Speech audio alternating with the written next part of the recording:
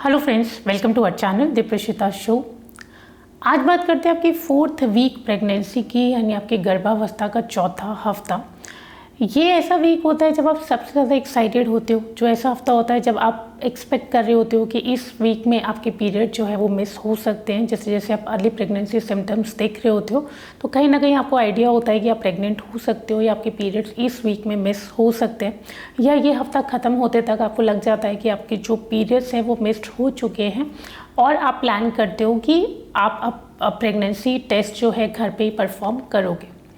तो इस बारे में जितने भी इन्फॉर्मेशन है उस सब के बारे में बात करेंगे कि चौथे हफ्ते में क्या क्या चीज़ें होती हैं, आपको क्या क्या करना चाहिए, क्या क्या चीज़ें खानी चाहिए, अपना ध्यान कैसे रखना चाहिए, इन सब के बारे में बात करेंगे। और शुरू करने से पहले आपसे रिक्वेस्ट करूँगी, चैनल को अब तक सब्सक्राइब नहीं किया है तो सबसे पहले चैनल को सब्सक्राइब कर लीजिए। साथ में एक बेल आइकन भी दिया हुआ है, उसको भी प्रेस कर लीजिए ताकि आने वाले टाइम में जितने भी वीडियोज़ पोस्ट होते हैं चैनल पर उन सब का नोटिफिकेशन आपको टाइम से मिल जाए। तो बात करते हैं आपकी 4th वीक प्रेगनेंसी के, यानी आपके गर्भावस्था के चौथे हफ्ते की। तो जैसे मैंने आपको पहले भी कहा कि ये एक ऐसा हफ्ता होता है जब आप अपने पीरियड्स मिस करते हो या हफ्ते के ख़त्म होते तक आपको कहीं ना कहीं लगता है कि आप प्रेग्नेंट हो और अभी आपको टेस्ट करना चाहिए। तो सबसे पहले तो आपको यहाँ पे ये बता दूँ कि जैसे आप अपने पीरियड मिस करते हो तो तभी कई बार हम बहुत ज़्यादा एक्साइटेड हो जाते हैं और हम टेस्ट परफॉर्म करने लग जाते हैं। इसके ऊपर हालांकि पूरा वीडियो है चैनल पे, बट इन शॉर्ट मैं आपको यहाँ पे थोड़ा सा बता देती हूँ कि जैसे आप अपने पीरियड मिस कर रहे हो तो एकदम से आपको टेस्ट परफॉर्म नहीं करना होता। उससे क्या है कि कई बार आपको फॉल्स रिजल्ट मिल जाते हैं। तो जब भी आपके पीरियड मिस हुए हैं तो कम से कम 2 से 3 दिन, हो सके तो 1 हफ्ते तक आपको वेट करना चाहिए, बट कम से कम 2 से 3 दिन या 4 दिन का वेट ज़रूर करें ताकि जब आप टेस्ट करें तो आपका जो रिज़ल्ट है वो आपको एक्यूरेट मिले। तो बात करते हैं कि क्या क्या चेंजेस इस टाइम पे आपको अपनी बॉडी में फील हो रहे होते हैं, क्या क्या सिम्टम्स होते हैं इस टाइम पे जो कि आप पहले से फील कर रहे होते हो।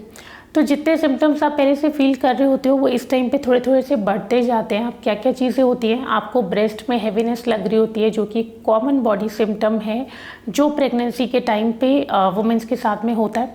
आपको अपनी ब्रेस्ट में हैवीनेस लगेगी, थोड़ा स्वेलिंग सी फील होगी जो कि एक बिल्कुल कॉमन चीज़ है, सबके साथ में ऐसा होता है, मतलब काफ़ी वुमेंस के साथ में ऐसा होता है। उसके अलावा आपको पेट में थोड़े से क्रैम्प्स वगैरह, हल्का दर्द पेट के नीचे की साइड पे फील हो सकता है। अगर थोड़ा बहुत दर्द है तो बिल्कुल कॉमन है, ये सबके साथ में होता है। बहुत ज़्यादा होता है तो एक बार आपको डॉक्टर विजिट कर लेना चाहिए। हल्की सी स्पॉटिंग भी आपको हो सकती है, वो पिंक कलर या ब्राउनिश कलर की हो सकती है, तो वो भी बिल्कुल नॉर्मल होता है इस टाइम पे। क्योंकि अभी बेशक आपने टेस्ट नहीं किया होता है, बट अगर आप प्रेग्नेंट हो चुके होते हो तो होता क्या है कि HCG हार्मोन होता है जो आपकी बॉडी में बनना स्टार्ट हो जाता है। उसकी वजह से आपको काफ़ी चेंजेस बॉडी में हो रहे होते हैं। आपका मूड एकदम से आपको लगेगा कि चेंज हो रहा है, आपको एकदम से हैप्पी फील हो सकता है, एकदम से आपको सैड फील हो सकता है, एकदम से आप एग्जॉस्टेड फील करते हो, मतलब थका हुआ सा आप फील कर सकते हो, आप टायर्ड फील कर सकते हो। तो ये काफ़ी सारे चेंजेस जो है आपके साथ में होता है। फ्रीक्वेंटली बाथरूम विजिट्स भी आपको करनी पड़ जाती हैं। कुछ वुमेंस के साथ में ऐसा भी होता है कि उनको बार बार लगता है कि यूरिन पास के लिए जाना है, क्योंकि इस टाइम पे क्या होता है आपको एसिडिटी का प्रॉब्लम भी कई बार स्टार्ट हो जाता है, गैस का प्रॉब्लम आपको स्टार्ट हो जाता है, कुछ वुमेंस को कॉन्स्टिपेशन का प्रॉब्लम भी स्टार्ट हो जाता है, कुछ वुमेंस को इनडाइजेशन का प्रॉब्लम स्टार्ट हो जाता है। तो इस वजह से पेट में काफ़ी गड़बड़ सी आपको फील हो रही होती है, तो फ्रीक्वेंटली आपको वॉशरूम वगैरह भी जाना पड़ता है। तो ये कुछ सिम्टम्स हैं जो आपको फील हो सकते हैं। अब ऐसा नहीं है कि सारे सिम्टम्स से आपको फील हो, ऐसा भी नहीं है कि ज़रूरी है कि कोई सिम्टम हो आपके साथ में। कुछ वुमेंस के साथ में होता है कि उनको बॉडी में कोई चेंजेस फील नहीं हो रहे होते, कोई सिम्टम फील नहीं हो रहा होता, बट फिर भी आप प्रेग्नेंट होते हो। काफ़ी वुमेंस के साथ में काफ़ी सारे सिम्टम्स हो रहे होते हैं, कुछ वुमेंस के साथ में कुछ 1-2 सिम्टम्स ही हो रहे होते हैं। और जो एक मोस्ट कॉमन सिम्टम है वो ये भी है कि मॉर्निंग सिकनेस काफ़ी लोग को फील होती है। ये काफ़ी वुमेंस के साथ में होता है कि आपको उल्टी जैसा फील होता रहता है, जो कि प्रेगनेंसी का एक साइन ही होता है। तो कुछ लोग को ये वॉमिटिंग काफ़ी ज़्यादा फील होती है। अब नौजिया वगैरह अगर आपको पहले फील हो रहा था तो हो सकता है ये टाइम आते तक वो थोड़ा सा बढ़ जाए। तो ये जितने भी सिम्टम्स आपको फील हो रहे हैं फर्स्ट ट्राइमेस्टर तक, यानी आपका पहला, दूसरा, तीसरा महीना तक हो सकता है ये सिम्टम्स आपके साथ में ही रहें। और फर्स्ट ट्राइमेस्टर जब आपका ख़त्म होगा, यानी जब आपका चौथा महीना स्टार्ट होगा, तब से ये सिम्टम्स आपको थोड़े से कम होने स्टार्ट हो जाते हैं। अब बात करते हैं थोड़ा सा आपकी डाइट की कि क्या क्या चीज़ें हैं जो इस टाइम पे आपको खानी चाहिए। तो पहले से ही जब से आप ट्राई कर रहे हो प्रेगनेंसी के लिए, तभी से आपको अपना ध्यान रखना होता है। मैं ये हमेशा आपको कहती हूँ। और ये एक ऐसा हफ्ता होता है जब आपको कहीं ना कहीं फील हो जाता है कि आप प्रेग्नेंट हो, तो उस टाइम पे आपको अपना और ज़्यादा ख्याल रखना स्टार्ट करना है। हेल्दी खाना खाना है, घर का बना हुआ खाना खाना है, वो बहुत ज़्यादा ध्यान रखना है। कम स्पाइसी फूड खाइए, जिससे मैंने आपको पहले बताया कि इससे एसिडिटी वगैरह का प्रॉब्लम इस टाइम पे आपके साथ में हो सकता है। तो कम स्पाइसी फूड लेंगे तो इजीली डाइजेस्ट हो जाएगा, आपको एसिडिटी वगैरह का प्रॉब्लम नहीं होगा। क्योंकि नोज़िया वगैरह का प्रॉब्लम, मॉर्निंग सिकनेस का प्रॉब्लम भी आपको हो रहा है, तो लाइट खाना लीजिए जो ईजी टू डाइजेस्ट हो, जिससे आपको इंडाइजेशन वगैरह का प्रॉब्लम भी ना हो। तो ये सब चीज़ों का ध्यान रखना है। सब्जियां खाते रहना है। अब ये हो सकता है कि मॉर्निंग सिकनेस की वजह से आपको सब्जियां खाने का मन नहीं कर रहा हो, तो थोड़ा सा चेंजेस कर सकते हैं। हो सकता है कि इस टाइम पे हरी सब्जियां खाने का मन नहीं करे, तो थोड़ा सा कलरफुल वेजिटेबल्स ले लीजिए, या जो भी वेजिटेबल्स आपको खाने का मन कर रहा हो इस टाइम पे वो खा लीजिए। ज़रूरी नहीं है कि अब हर एक सब्जी ही आपको खानी है। इस टाइम पे जो भी आपका मन कर रहा है वेजिटेबल्स खाने का वो खाइए, दालें खाइए, होल ग्रेन्स लीजिए, फाइबर रिच फूड लीजिए, जिससे आपको कॉन्स्टिपेशन वगैरह का प्रॉब्लम ना हो। जितना फाइबर खाएंगे उतना कॉन्स्टिपेशन का प्रॉब्लम आपके साथ में कम रहेगा। पानी बराबर से पीते रहिए, क्योंकि मैंने आपको बताया फ्रिक्वेंटली आपको वॉशरूम जाना पड़ सकता है। यूरिन पास करने के लिए बार बार आपको फील होता रहता है।